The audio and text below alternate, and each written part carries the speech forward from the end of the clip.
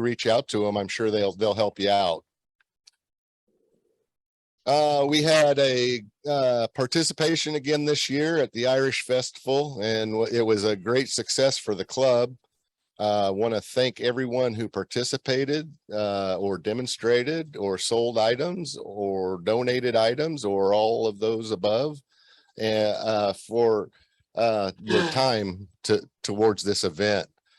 The club raised over $2,000 was the net for the club, with overall sales grossing $4,250 this year. That's pretty amazing. So big thanks to Shaun McMahon for coordinating.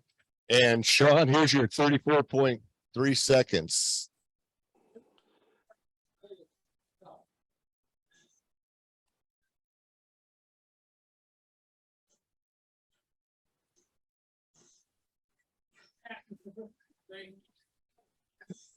It is an event that takes a lot of people because of the amount of time, and seems like several of the people are repeats from year to year. We'd love to get some new blood in there. So next year, keep in mind, Labor Day weekend is always when they have the Irish Festival. Our top seller this year, with I think over $1,800 worth of total sales, was Ed Jessic. Good job, Ed. Ed's been there. He donates his time every year. He knows the people that are there. He knows what they're looking for. So you do gain some information when you volunteer, right, Ed? All right, locating information for our club. The best place is the KCWT website, which is kcwoodturners.org. The best resource you can find information, current information, and then calendar type information for what's coming up. The wood chips comes out every month. Shaun puts a lot of effort into this. How many of you all read the wood chips when you get it? Shaun, they're reading it. He was concerned. I mean, it takes time and effort. So it's good to see that, because I usually look through it to see if my picture's in it, at least, you know. And another way to get information is just ask a board member. If you're a board member, raise your hand. There's several of us around, and we've been the same faces for quite a few years. So feel free to ask any of us a question if you've got it regarding the club activities. Upcoming events, we got a top turning event that we're going to do on this coming Sunday, September 18th, and the following Saturday, September 24th. And we're going to do those from 12 noon to 4 p.m. in the shop. And our goal is to turn a few tops for, actually turn as many tops as we can for the Santa's workshop that will be coming up in the middle of November. Blanks are being provided as much as we can. We're going to get blanks there for everybody. You'll have top turners there that'll help you if you don't know what you're doing. And it's just meant to be a fun event that stocks up some tops for the Santa's workshop. That would be another upcoming event. The Santa's workshop event will be Saturday and Sunday, November 19th and 20th. And we'll give you more information as we get into that. We just started the planning meetings recently.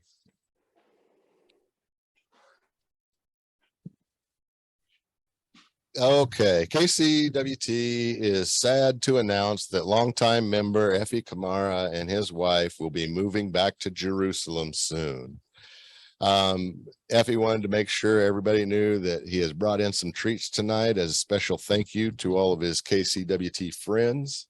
And as we said last month, Effie, we want to thank you for being such an enthusiastic member for all these years and carrying on the safety minute for many years now. And we appreciate all your help and everything. So Just took it out and covered it in. We're sad to see you go, but we're so excited that we've had opportunity to get to know you and to enjoy and love all the things that you've done with the club. that gets us to our demo tonight. And tonight we're just going to do kind of a forum of members that have went to some of the recent. You know, I think part of my problem is.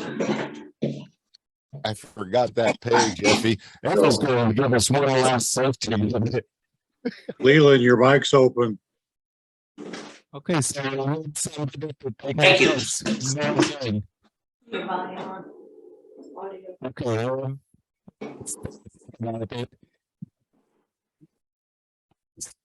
I started this year one day when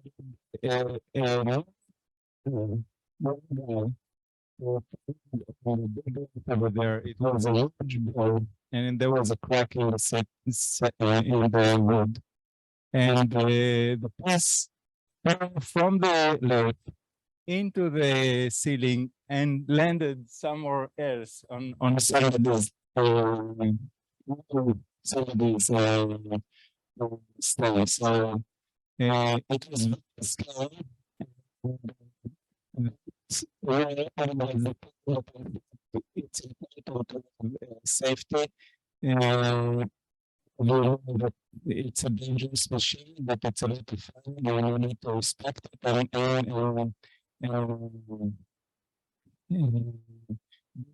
necessary things to be safe. So continue to be safe and the safety, reach out to this. Thank you, Effie. Last one. I can't believe that. But I think, one thing that the safety minute that we've kind of interjected into the meetings does is just kind of keep safety at the top of your, or in your mind when you're doing things. No sense in creating danger for yourself and potentially danger for those around you. It's kind of like drunk driving, don't need that.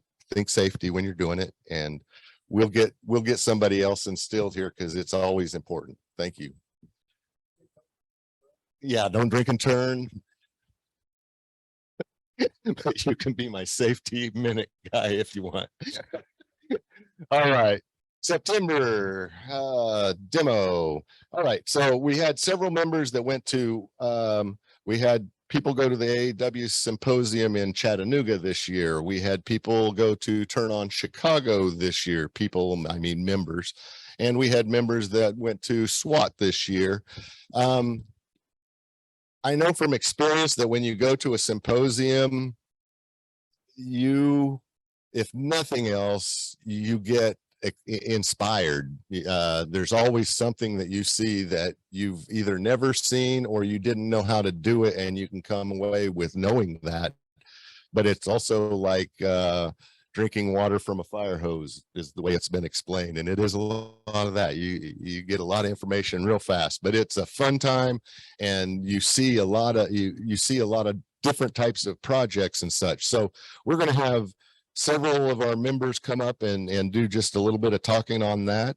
And Anthony was actually a demonstrator at was that at SWAT this year, right? And so we'll give them a chance to talk and just thank you all for sharing. So I'll turn this over to Mike and he'll get everybody going.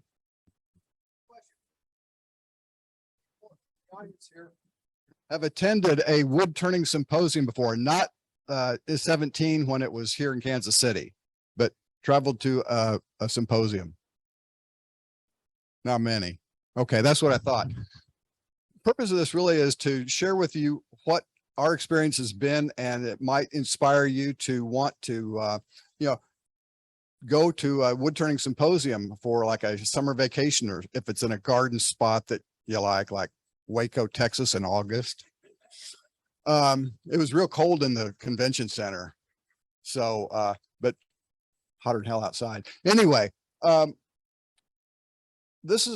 been to 7 or 8 different symposia, and I've learned something at every single one of them I've been to. It's really pretty neat. And the best bargain going is SWAT for sure. I pre-registered, but for the tuition for the symposium and the booklet that I got that has all the information about the rotations and the demonstrators and all the classes and everything, as well as, the banquet ticket. And, I even got a SWAT shirt. It was a total of $251. And okay, it's amazing because you can really learn an awful lot.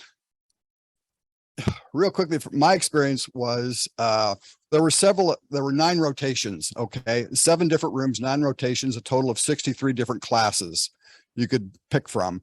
And, so most you can see is, 9, unless you cut them up or, go to half of one and half another one or something. Anyway, I, learned something every one of them. And one of them was, okay, Mike Mahoney was doing a quarter sawn oak platter, which, I mean, I know how to do that. But what was interesting is he was talking about, he had one blank that he had, and another one was really, really dark. And I said, what happened? He goes, I fumed it. I went, what? He goes, yeah, you just get half a yogurt cup full of ammonia and a 5-gallon bucket, and you put it, put the piece in there, put the lid on it, and 2 days later you go take the lid up and take it out, and it's really dark, but you can see all the grain, the flecks and everything in it. Pretty cool. So I learned something there that I'm going to do that I didn't expect to learn. So anyway, I don't want to stand up here and talk about this whole thing or have me, talk about the whole thing. Don was there, as well as, is Rick Tucker here tonight, and Anthony and Chip Siskey, and gosh, who else went? But Jim Lambie goes to everything, which is pretty cool. But maybe you can share a few thoughts with.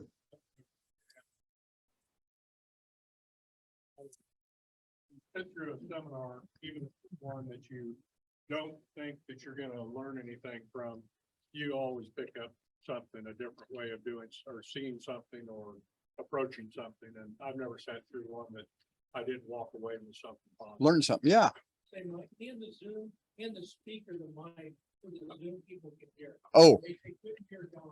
okay. Sorry. Well, I'll do that from now on. One of the things I got to say something about, the last guy in the world to ever blow his own horn. Take a look over here at the show and tell table. Those are just absolutely stunning pieces. Oh, another microphone.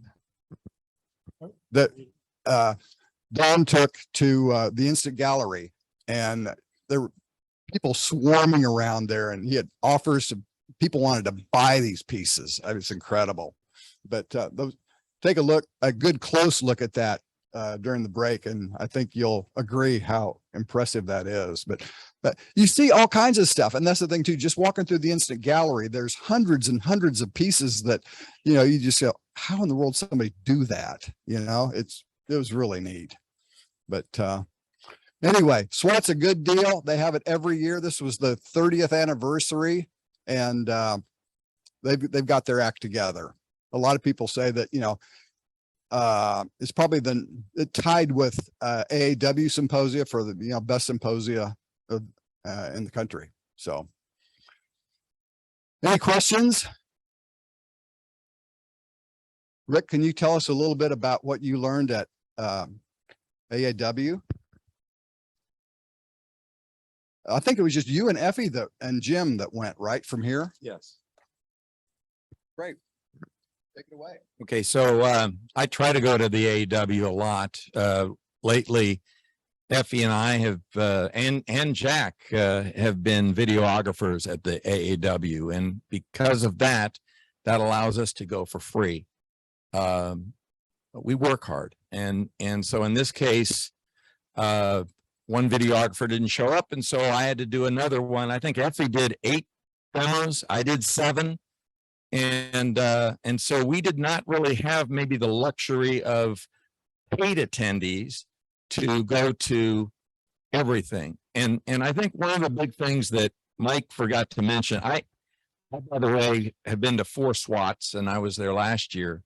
And one of the interesting things that I like about SWAT is their vendors. Okay.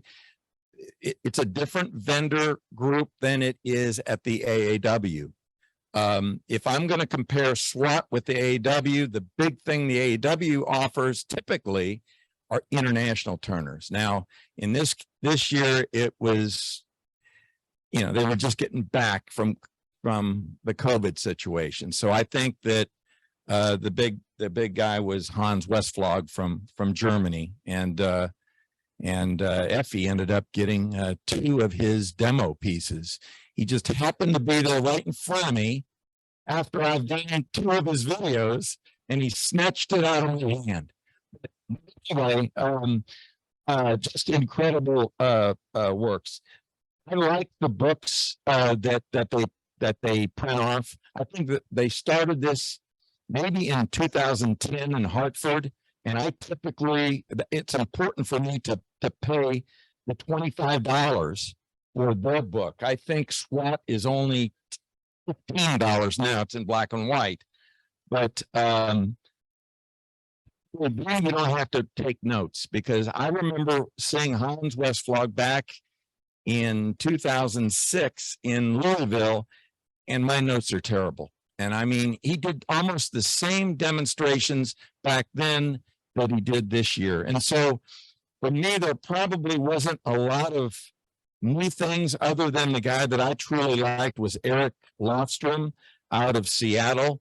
And he is good. Last year at SWAT, my guy was Monaco, Matt Monaco.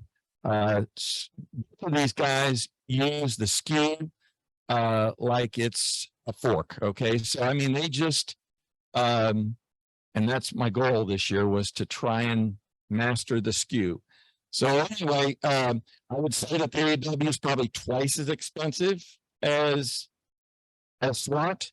I think that SWAT is very similar to the Utah Symposium that used to happen regularly over there in Provo, meaning that it was always at the same place, it was consistent. And I think the big thing about SWAT is that you get a lot of volunteerism down there in Texas. I mean, you can just tell when you go there, and everything is happening, just clicking on all 8 cylinders. The AAW moves around, and so it hops, skips, and jumps. Next year, it's going to be in Louisville, and so that's pretty close to us. That's like I think a 6-hour drive. So hopefully you guys can maybe attend that one. The one after that is going to be in Portland, Oregon. So the fun thing about the AAW is I really look at it more as the major leagues. I look at SWAT as probably AAA baseball, because a lot of the people that were at SWAT last year were doing AAW this year. So, but that's what's important, I think, to go when you go to any symposium, is try to learn 3 things that you can bring back and immediately practice on. If you just do 3 things, and because sometimes you get overblown with the information, the ideas, and you come home almost exhausted. So try to do 3 new things that you've seen at a symposium. And I don't care if it's SWAT, or if it's the Rocky Mountain Symposium, or if it's the Tennessee Symposium, or if it's Chicago, any of those places, there's going to be 3 things you're going to learn. And now it's Shaun's turn. Then there's Turn on Chicago. There was a guy there by the name of Clint somebody. What the hell was his last name? Stevens, Clint Stevens. And he's related to somebody in the club. Damn, how was it? Randy, what are you going to say about Turn on Chicago? Come on up here. And but one of the things I like about Turn on Chicago, as opposed to the other 2, they have it every other year, and I take a train up and back, which is fun. But it's small enough that, man, you just see everybody, and you talk to everybody.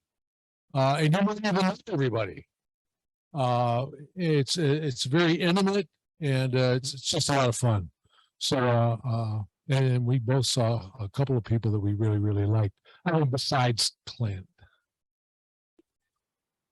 Oh, yeah, that was a close number two.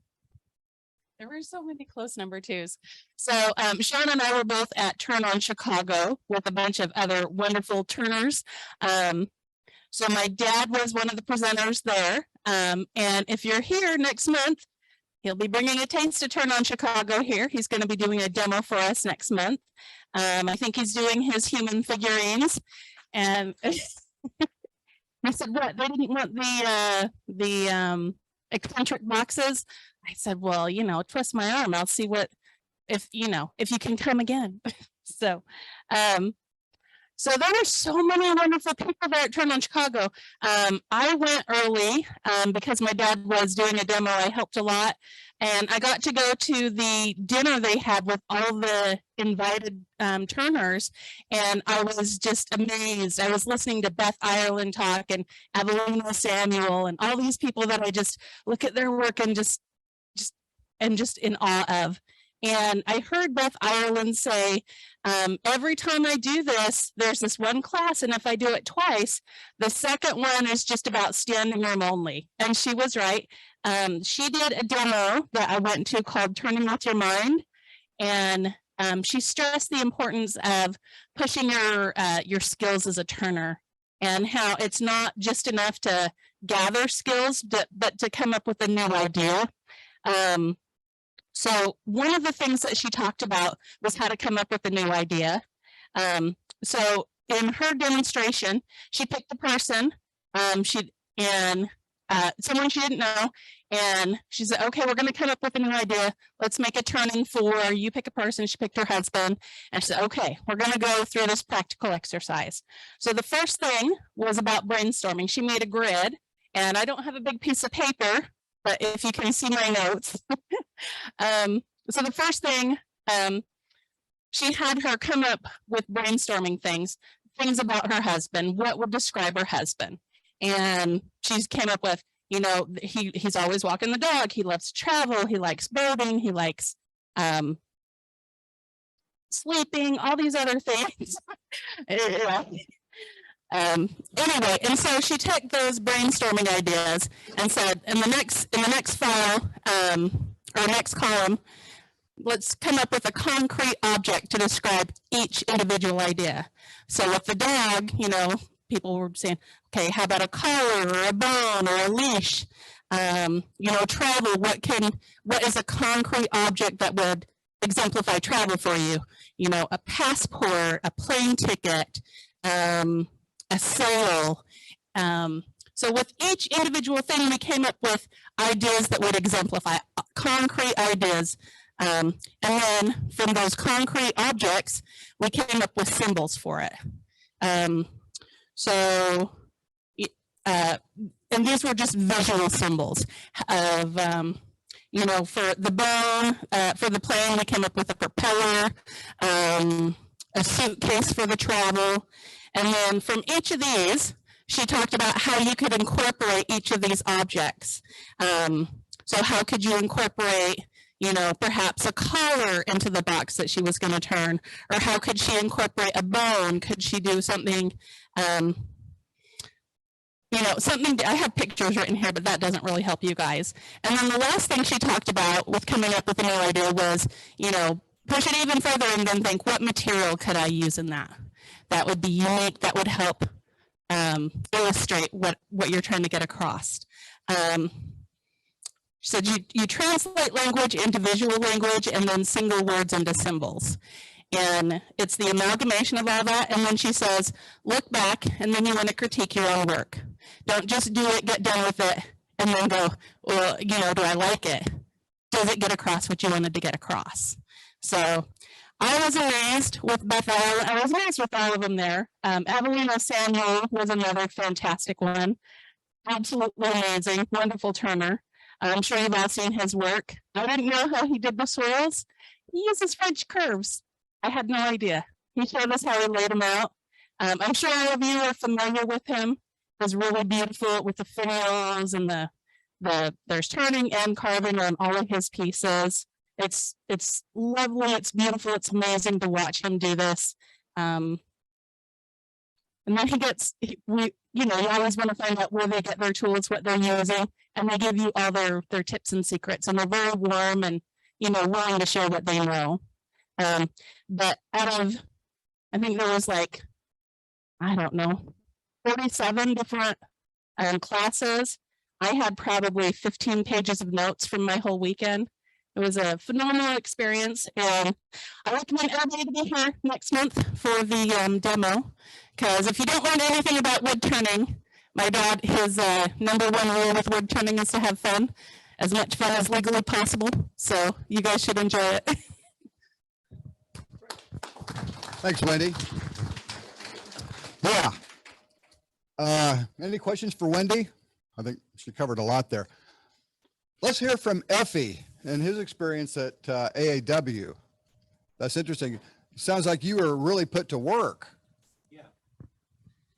So I will try to describe the symposium as I don't know what it is. So I'll try to, can you zoom this? So the first thing that you see when you go to symposium is the help of other people. So there is a big gallery.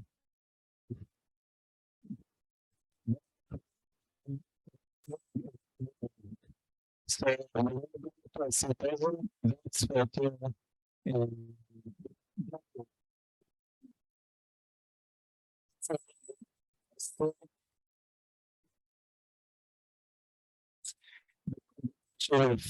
look, it's amazing. So that's the first thing for the symposium.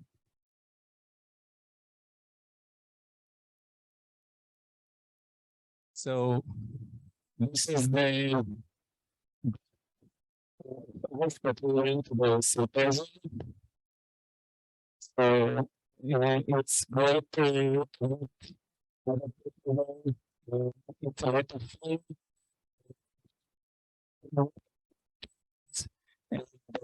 And friends, as well as other people enjoy the same fun.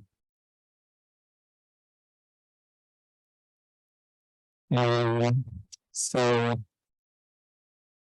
this is one of the rules that so the second thing that you get for a symposium, you see a demonstrator. So what you see in this picture is somebody doing a demo of wood carving.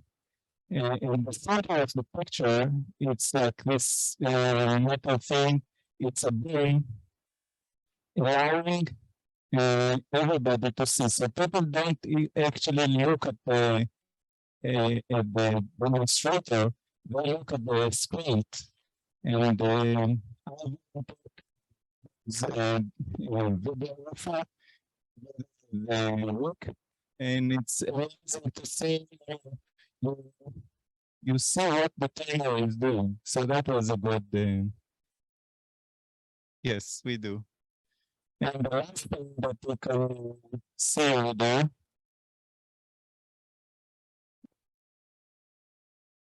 In the Zoom, okay.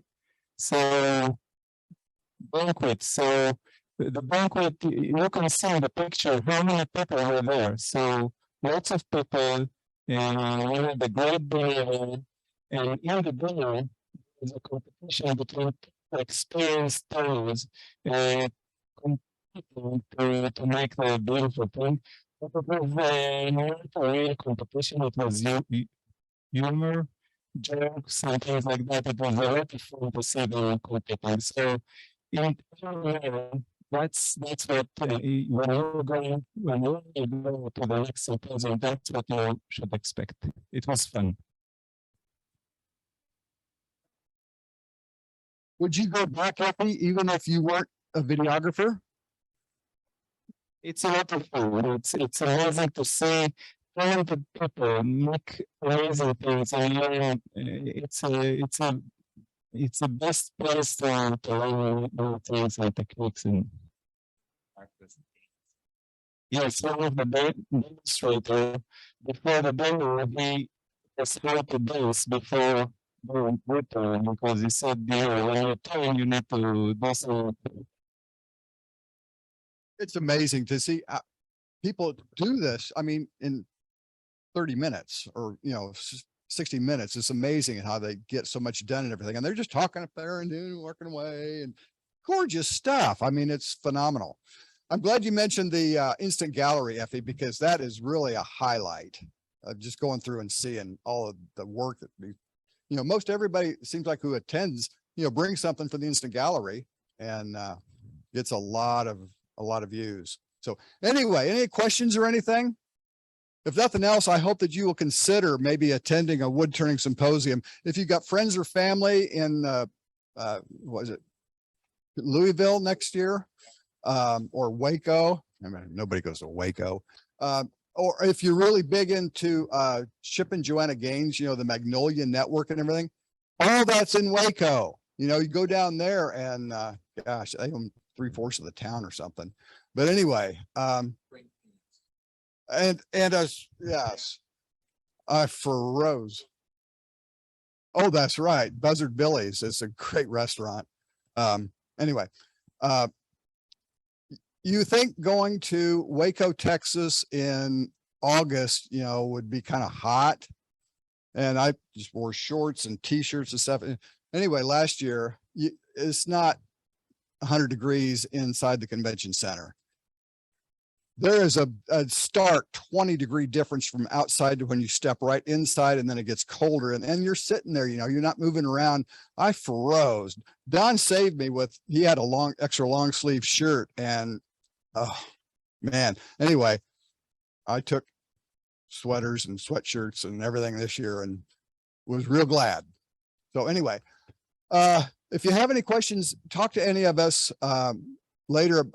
If you want more information about the symposia, and I hope that you consider, making it a vacation or something next year. I mean, there's so many different, well, it's not just next year. There's so many of them year round that I think you won't regret it. Okay. Thanks. All right. Thank you all for sharing your information and your excitement about the symposia that's been going on and that you guys have attended. I did fail to read my very first KCWT needs your help announcement. We're looking for some help with the open shop. We are needing a backup opener to back up Jeffrey Bowman on the 3rd and 5th Saturday. So that'd be, if he can't make it, somebody that he can call. And we're still looking for openers for the 1st and 4th Wednesdays. I think Anthony and I got it covered for right now, but that's not our long-term goal. And we're looking for a second opener for the 3rd Sunday. We'd like to get the 3rd Sunday back on the schedule, but we can't without a second opener for that to help out Bill Rosenberg, who said he would be there as the second on that Sunday. If you're interested, or you think you might like to be an opener, or you have time to be an opener on any of those scheduled days or evenings, please talk to us and let us know. We'll get you set up, and it's not real difficult. It's just a matter of being kind of dependable. And with that, we'll go to our most dependable turner in the whole membership. Shaun McMahon is going to come up. It wasn't very long ago that we did a top demonstration, but we thought doing another top demo on the end of our symposia discussion would get us all fired up and ready for our top turning Saturdays and Sundays coming up here. Yes, let's welcome Shaun. Good luck, sir.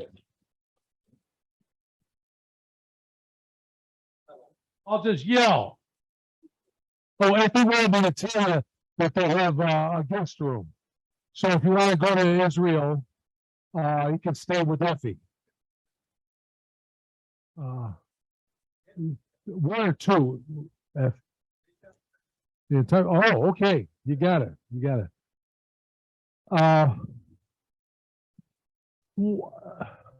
I started here about 15 years ago, and noticed that my first event was they had a wood show down in the cattle barns or whatever they are. And we were down there, and I spent the entire weekend watching 5 guys turn tops. Didn't move away from the spot for 1 minute. They had 2 lays, and these guys just kept taking turns, one after the other, turning tops. It was an incredible way to spend 2 days. It was unbelievable. I learned so much from watching them turn these tops. And it's amazing what you can do. And it's a lot of fun. And so I just started calling these guys the top guys. What are you going to call them? I mean, it was just a group of people in the club that was doing this all the time. And we still have the top guys. Unfortunately, we've lost a couple. But we make a lot of tops. Last year, I think we gave Ronald McDonald houses over 2,000 tops. 2,000 tops. That's a lot of tops. And we're on track for probably as many this year. Only we have more need for tops because we're selling like crazy at the Irish Fest. We've got the Santa's Workshop coming up, and that's what the plea is for today. Last year we had somebody, Ed, what was it, 250 kids come through. It didn't cost the kids a penny. They picked up 350 trucks, and that meant we had to drill 350 holes in beds and pass out 350 tops. And when we were done, we had 24 left over. Yeah, it was a crazy event, and it was just absolutely wonderful. We were busy all day long, except for maybe a 1 hour period. I think it was early in the afternoon, wasn't it, Wendy? It died down a little bit, then it came right back. So tops are fun. You can make it out of one solid piece of wood if you want to waste a lot of wood. What we do is cut square wood. What kind? Well, whatever you want to use. Then we take a dowel and put it through the wood. Use birch. It works much better than anything else. You can use maple. I've used it, but birch works really well. It's soft enough, but it's hard enough, and you can make parts of it thin, and it'll still hold together.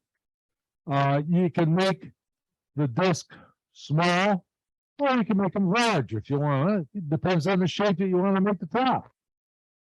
I've made spherical tops. Here's one that's slightly undercut, and so you just spin it on your finger. This one I haven't finished yet because I got to put little holes in the side of it, because if you spin it on your finger and you blow through a straw, you can keep it going for as long as you got wind. And but it's a lot of fun.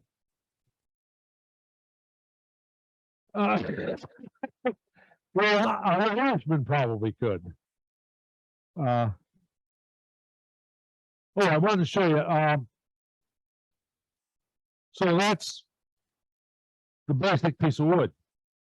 Now the stuff that we use is a dial chuck, and if you can get close, you can see the dial chuck is round. If you use a Jacobs chuck, what you're going to do is crush the wood. And if you get the least bit of catch, the spindle's gone. So you want to get a dial chuck. And one of the things that I do is I put a little piece of wood in the dial chuck so that I don't have to use all the wood up for the spindle, and don't have to go in there very far. You can use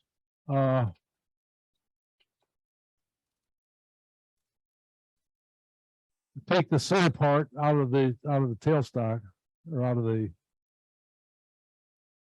live center. And a 3/8 dowel that's nice and comfortable right in there. So you just put this in.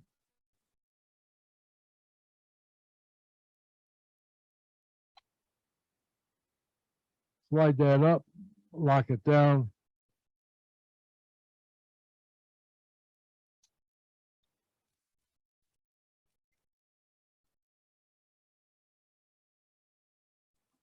Yes. I make mine 4 1/4 inches. This one is, somebody else made this and it's a little longer. The reason I make mine 4 1/4 inches is because I can get an even number out of a 36-inch piece of wood. I think some people make them shorter. Ed makes his 3 3/4 inches long or something, and so everybody does it different. But one of the interesting things about it is, if you've been around and seen enough tops, everybody has a style. I can tell a Mike Erickson top from a Phil Royer top, from an Ed Maxwell top, from a Jerry Darter top, from, you know, everybody has their style, and it's, you just get a pattern and you just start having fun with it. And even if they make a change, one of the things that most people hardly ever change is the tip of the top. And Mike Erickson's is always round. Always. I don't care what the rest of the top looks like. This is round. And there's really kind of a neat thing, being able to pick up a top and say, I know who made that. Yeah.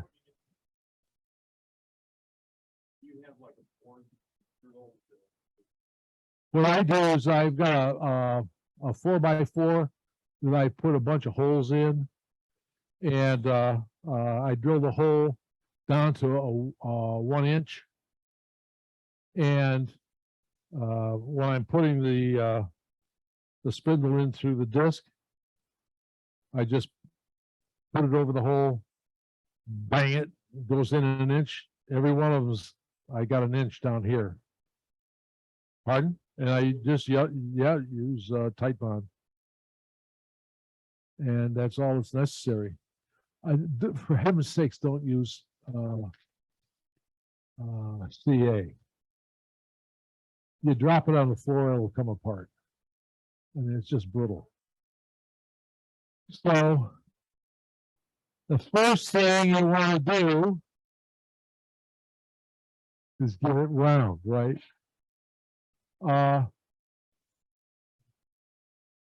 Okay. Speed is definitely your friend, as Anthony says, until it isn't.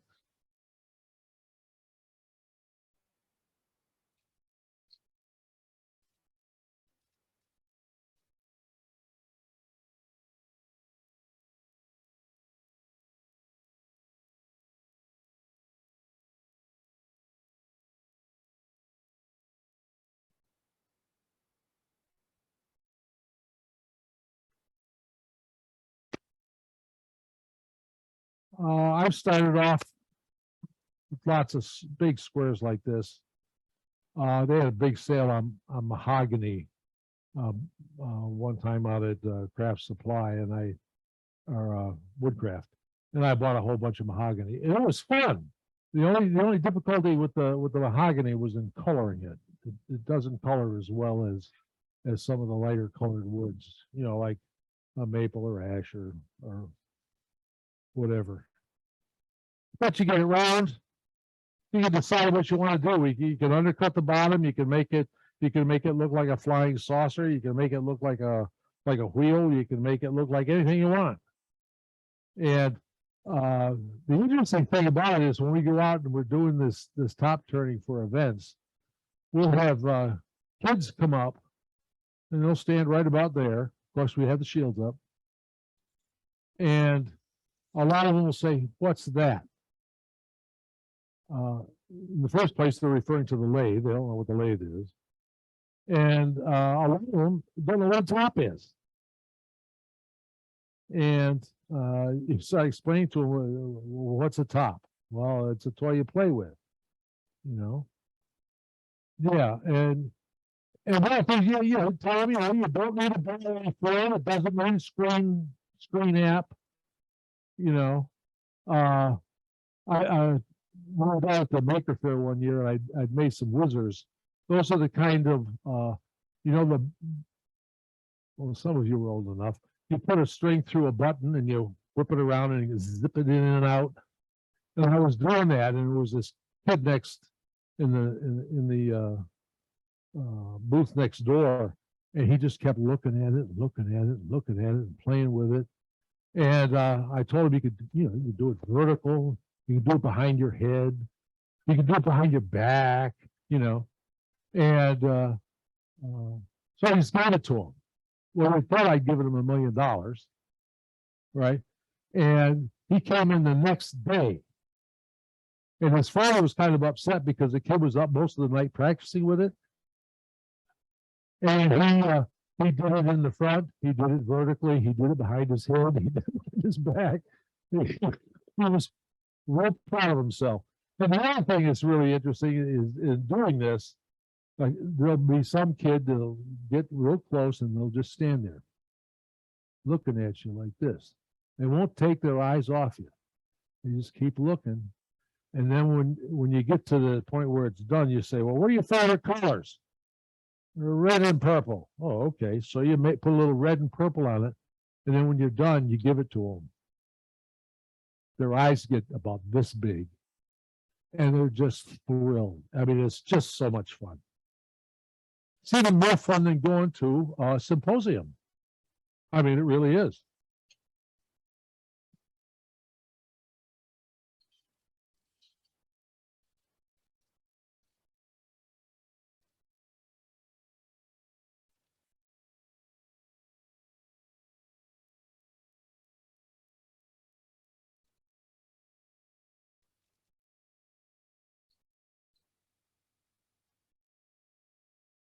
One of the things that I do with my tops is I like to put a little instant ebony in it. Special tool.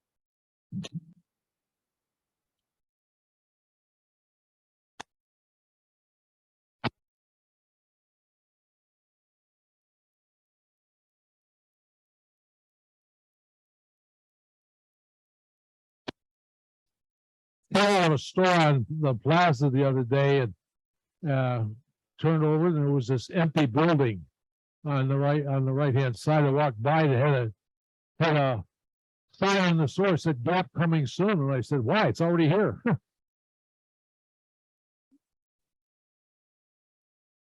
on, it's bad, Anthony's.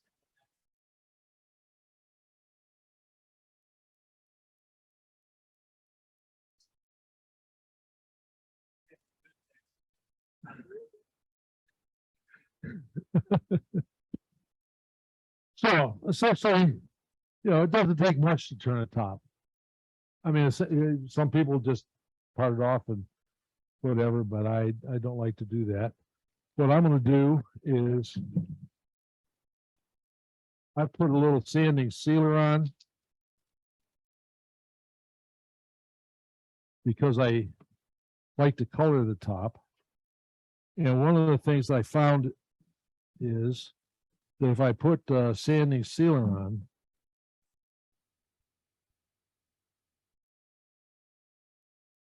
the colors don't bleed.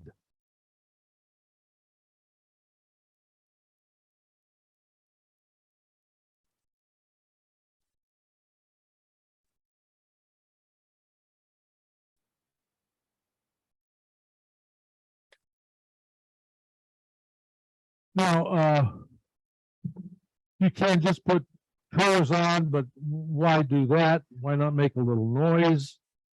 So we have I use a variety of texturing tools.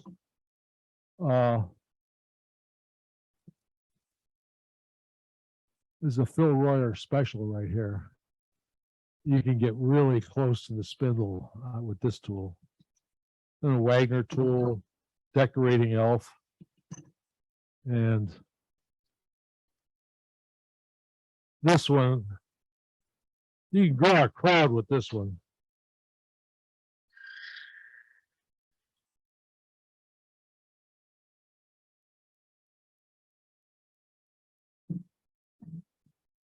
So you chatter it a little bit.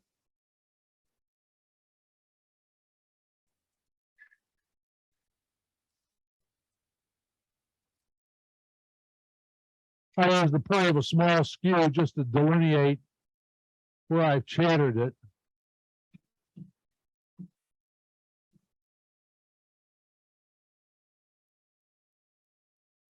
So I use the decorating elf maybe on the top.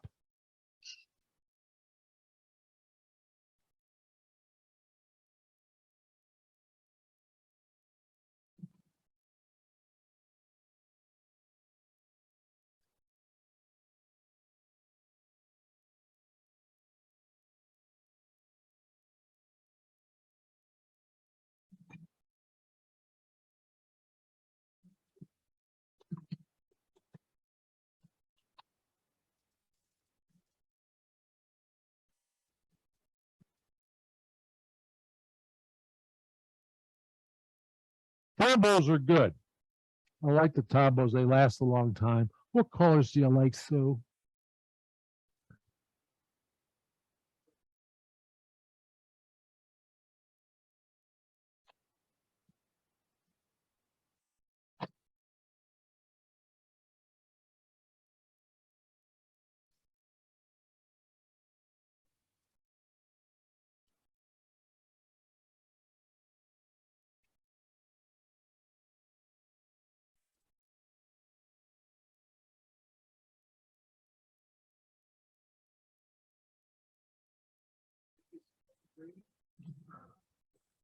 Pardon?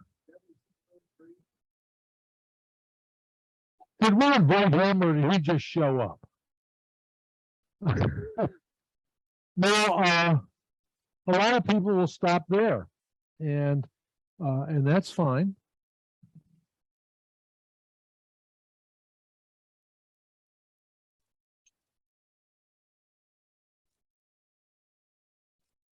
One of the things you want to do at this point is to take your time making the tip.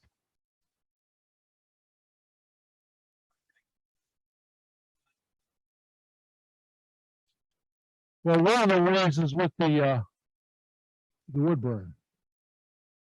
That then also on the stem, I usually have a kind of a half bead kind of thing going on, and the tip is a little bit different because it has a flare to it. And so you can just part it off and bingo, you got a top. But why do that when you can have more fun? So one of the things that that we can also do is to use oh yeah, I'll put the purple in here. Puff paint is really a kind of a fun thing to do. And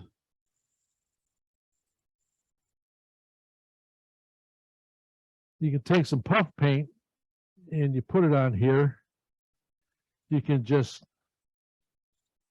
dot it on.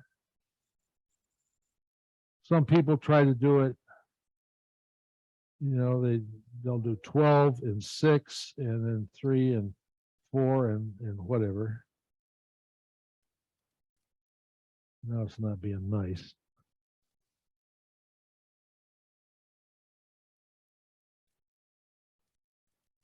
And a while back, Jerry decided we needed to have a special tool for this. Well,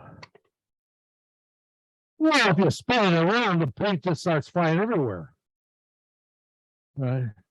So this is the club special tool. My special tool is a little bit smaller. And you can do that on both sides.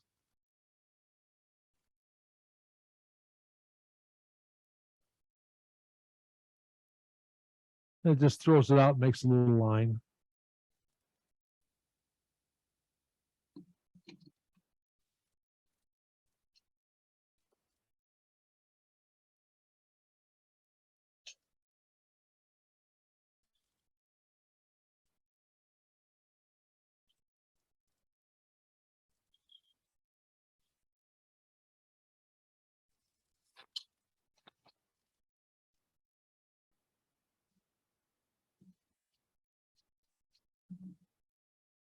You got top.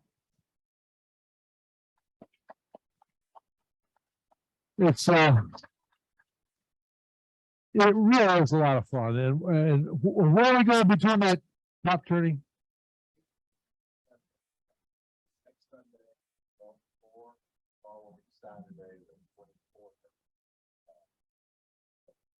Okay.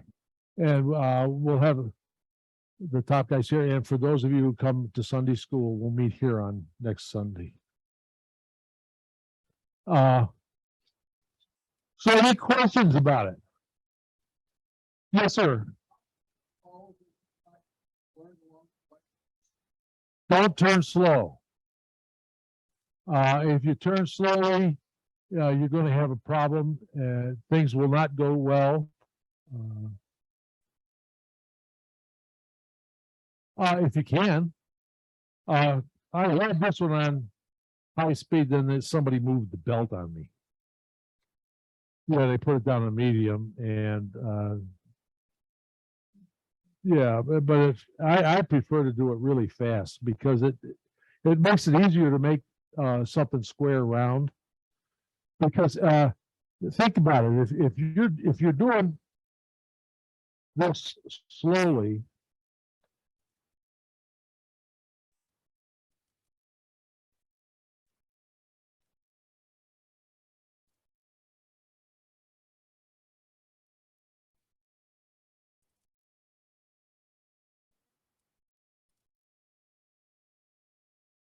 I mean, we're talking bang, bang, bang, bang, bang, when this thing is coming around hitting the gouge. But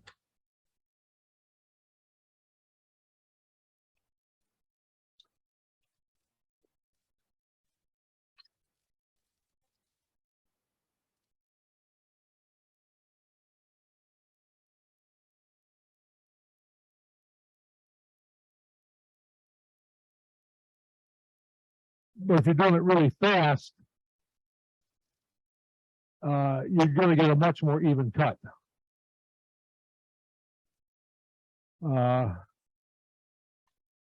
Other pitfalls. Yeah.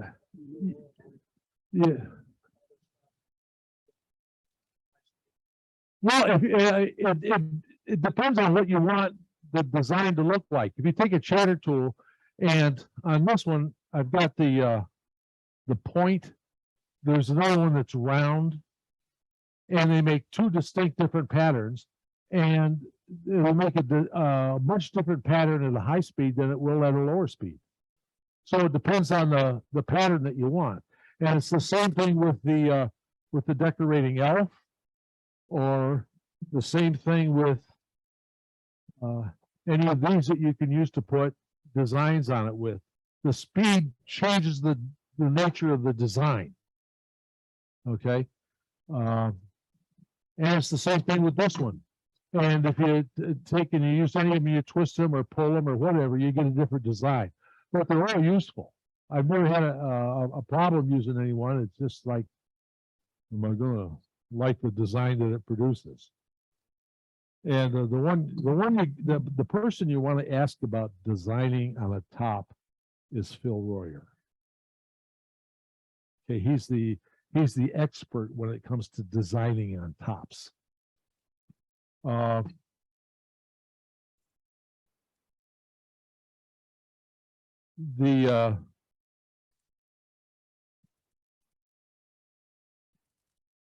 Let's see what other pitfalls.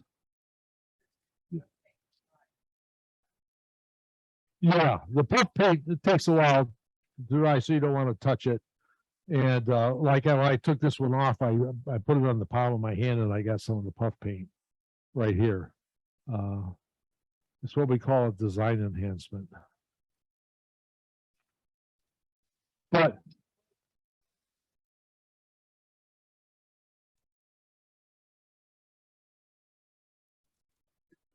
right.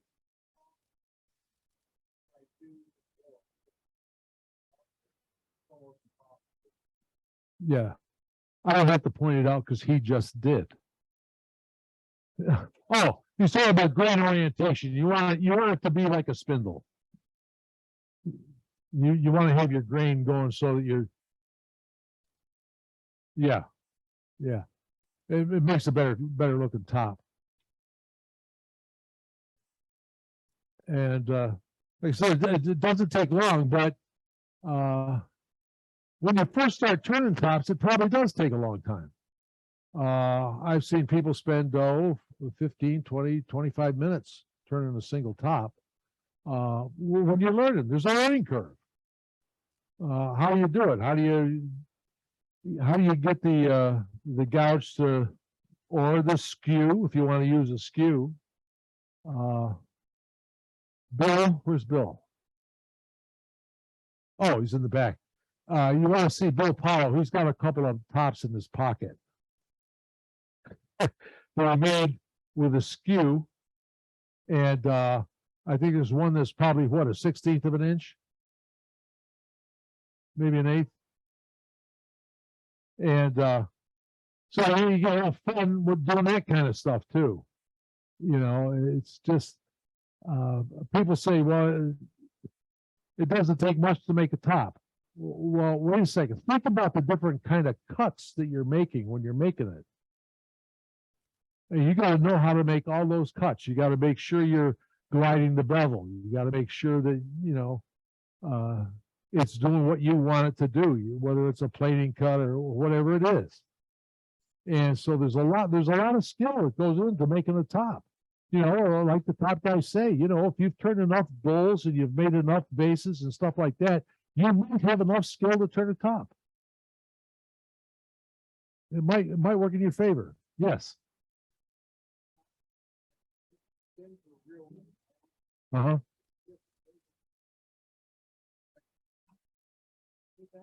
No. Well, if you use a heavier, dense wood, it's going to spin a little bit longer. I think the longest spinning top I've got is one that I made out of, it was a heavy wood, whatever it was. And it was, yeah, I think I got the Ipe from Dave Burks. And it's a ball with the spindle through it. And that sucker just goes for like forever. You know. Yes, sir.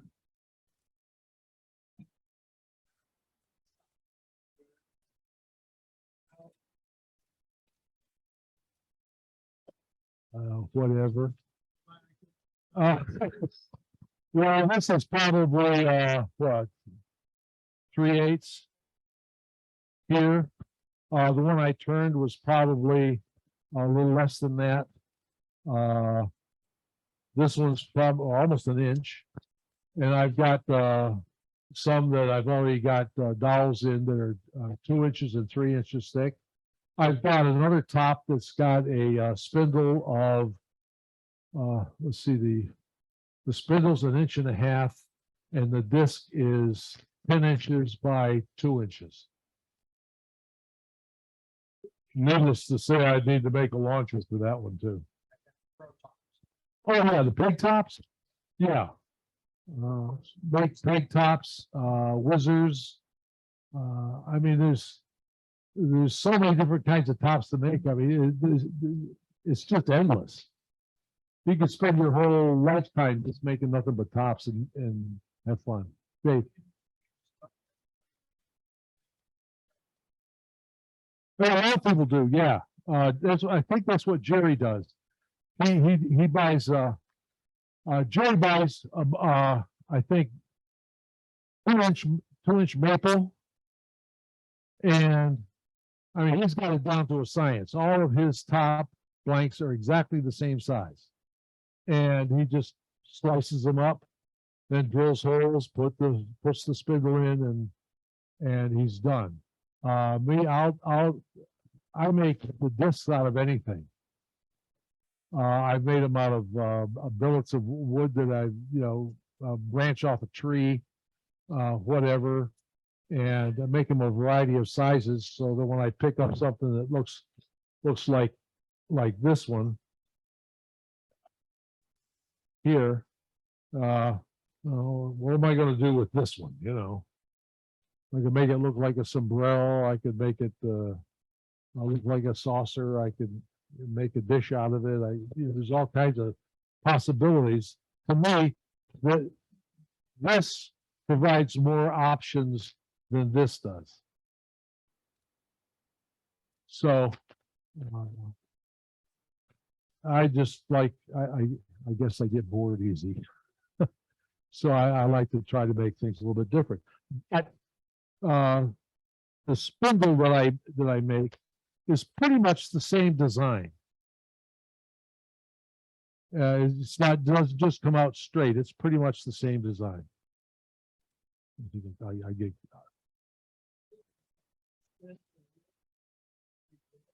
Yeah. Yeah. Don't get it at Woodcraft. You'll spend a $1.25 for a 3-foot, 3/8 inch birch dowel. You can get the same birch dowel at Metro for, what was it, 56 cents? 59 cents. Excuse me.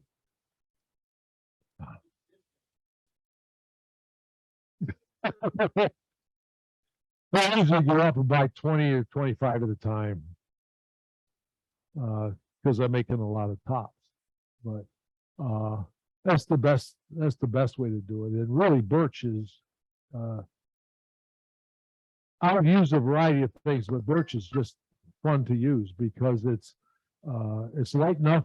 Like Jerry will put designs on the spindle as well. And so you're using color. You don't want to have a dark wood. That's why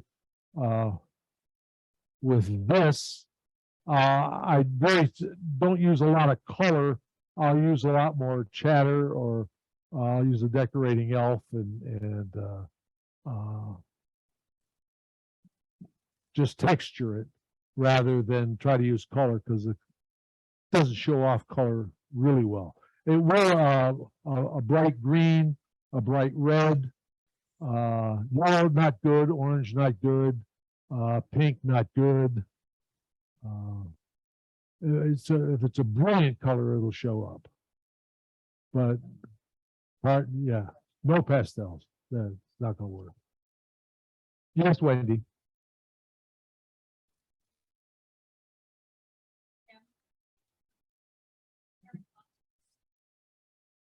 He was just making tops with you. Get a top, they take the spindle, take rubber plate on the blade, and sort of press it down the cell, and then order Yeah. Thank you, Wendy. We were in the same demo. You got a better memory than I do. Yeah, he's real good, especially on the biomechanics of turning. He's amazing. Yeah. Oh yeah, yeah. Well, I learned to dance first from Glenn Lucas. Well, he's comfortable. Well, yeah. But those are very thin, so yeah, because so he's got his feet on the floor like he's a big believer in Antaeus, if you're familiar with the Greek myth. Huh? Yeah, well, Antaeus was a Greek. He was not a nice character, but he's got his strength from the ground, being in contact with the earth, and wearing a thick-soled shoe like this, I don't do. I wear a thin-soled shoe when I'm down in my shop turning. It's a lot thinner than this one. It's comfy. It's soft. But if you're bouncing around, that's not good. You want to be able to feel the floor. So, what we're going to do is that you could come in and there'll be enough of us around to help you. If you've never turned a top before, it's just fun. Okay, and we're going to be making these for kids. So when you're turning the top, you can just say, some kid is going to go crazy with this top. And the other thing is, and Anthony does this a lot better than I do. You probably ought to get up here and do it. But you take a top and you spin it upside down, and people just go wacko. I've never thought of doing that before. I just spin it one way. You know, and you can spin it right-handed, left-handed. You can spin it right-handed and left-handed. You can spin it upside down right-handed. You can spin it upside down left-handed, and you can spin it on your fingers. And the most I've ever had, I've had 4 tops going at the same time on my fingers. But that's fun. Okay.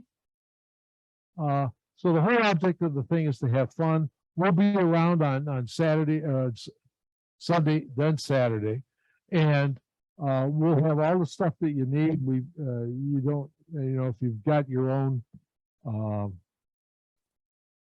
dial chuck and stuff, bring it. You want to, whatever, and we'll just have fun. Okay, we'll see you.